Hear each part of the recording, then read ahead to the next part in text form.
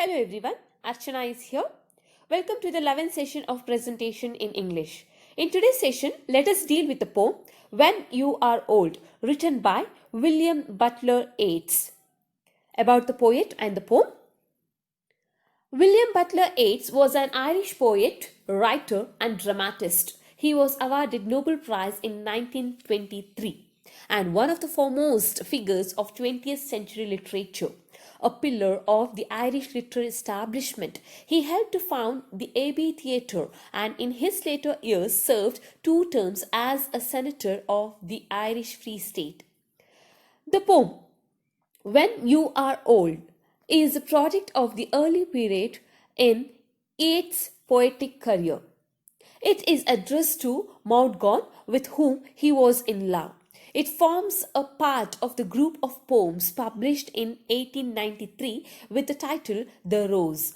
In the poem, which is published in Yeats' second collection, The Rose, that is 1893, it was published, the speaker asks his lover to think ahead to old age, strongly suggesting that the addressee will eventually regret being unwilling to return the speaker's love. Most critics agree that the poem is about Yeats' relationship with Maughgon, an Irish actress and nationalist. Though the poem is one of the best loved of Yeats' works, many people don't realize that it is based on the much earlier sonnet. When You Are Old is a short lyric of 12 lines in 3 stanzas, and it is a romantic poem of William Butler Yeats. The poet, as a lover, imagines how his beloved in the future will appear. In this poem, the poet narrates how his beloved, Maughgon, would grow old with the passage of time. Her liveliness and youthful energy would vanish, and she would pass the time dozing by the fireside as old people want to do. She would perhaps pick up the volume of the poet's collected poems and slowly go through the verses wherein the poet has declared his love for her and admired her graces and charms. She would be reminded of the loveliness of her eyes and she once possessed and of their deep shadows. At that time, she might think that many young people loved her for her beauty and youth, but there was only one whose love was sincere and genuine. And it was certainly the poet himself.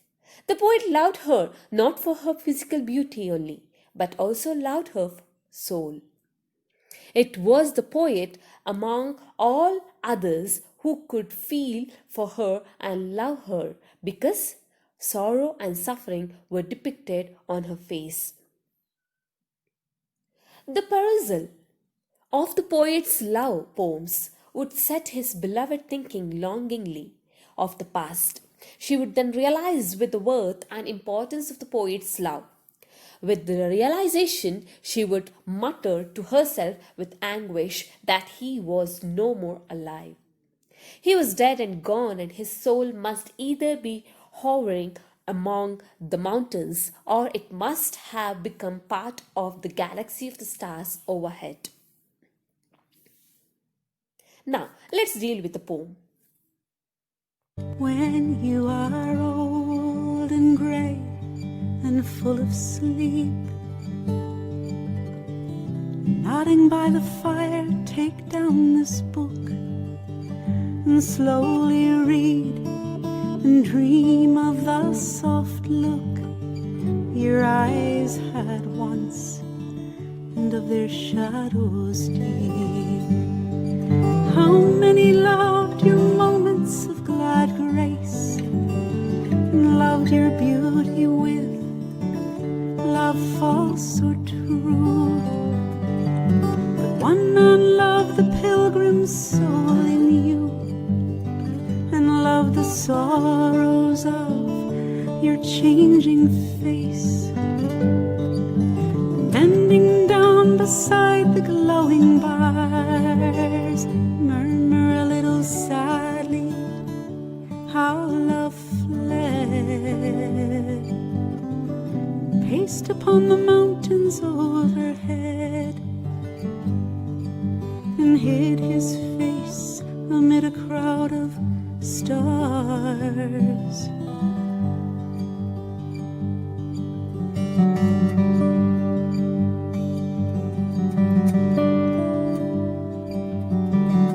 First stanza.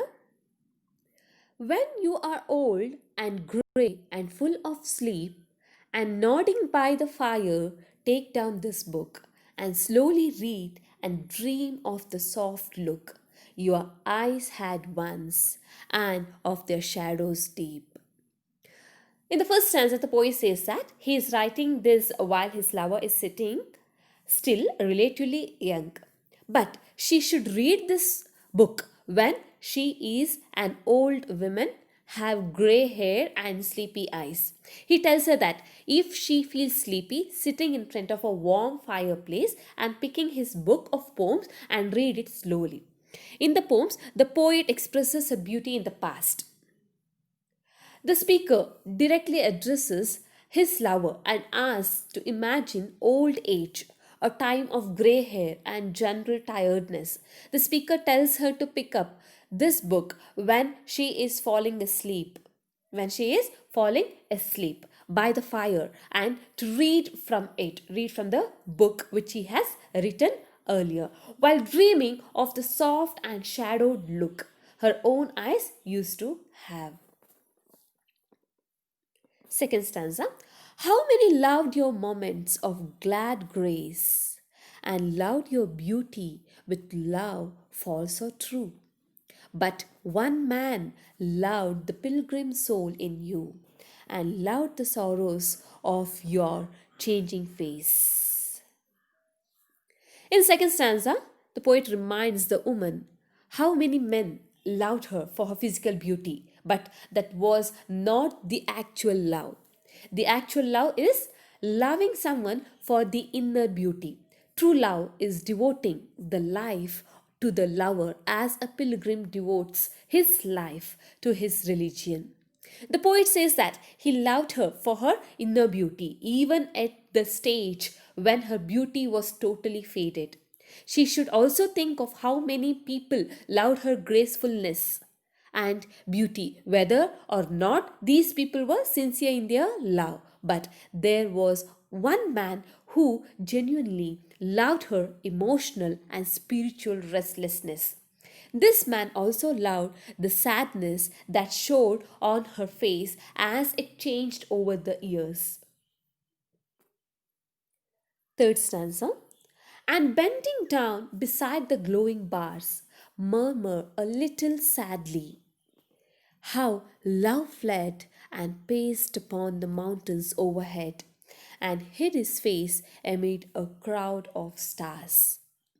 In the third stanza, or the last stanza, the poet says, even when she becomes old and thinks the poet's love is no more, the poet reminds her that his love for her is eternal, will always remain. His love will always remain for her. The woman realizes that the only true lover was the poet, but by then the poet was no more. The speaker imagines the lover bending down to tend to a fire and muttering sadly about how love ran away to walk restlessly in the mountains and hide among the stars of the night. Changing face suggests how the young lady whom the poet loved realized that all her admirers loved her only for her beauty and grace, and that only the poet loved her truly. Now, let's conclude the poem. The poem presents a portrait of decaying and dying youth and beauty. The poet has referred to it time and again quite passionately all through his poetic career. Morgan, his beloved, was a proud and headstrong girl. The poem sounds a note of warning to her. The idea is that if she does not reciprocate his love, which is not merely physical but spiritual too, she would have to repent for her folly in her old age. Her youth and beauty would wither and vanish one day, and lovers who hovered round her, lured by her bloom, would desert her one by one. Then she would smart with a sense of remorseful agony for the cruelty and carelessness towards the poet. The poet intends forewarn her. The contrasts in the poem are young age and old age, true love and false love, happy and sad. They serve to bring out the poet's opinions that beauty is not permanent. A beautiful young woman can transform into an old lady with grey hair and look unappealing. Many men will love a woman for her beauty and grace, but not for her inner beauty. Such love is not permanent, even though at that young age she will be happy to get all the attention of the young men. She will realize that in her old age that it was not true love, because he had loved her with all his soul. When she realizes this, she will feel sad. But by that time, the poet has left this world forever. The one man different from the many others who loved the lady. So the speaker distinguishes the contrasts his love from with that of the others. So the narrator or the speaker asks his lady love to presume that she has grown old and grey and is sitting by the fire nodding.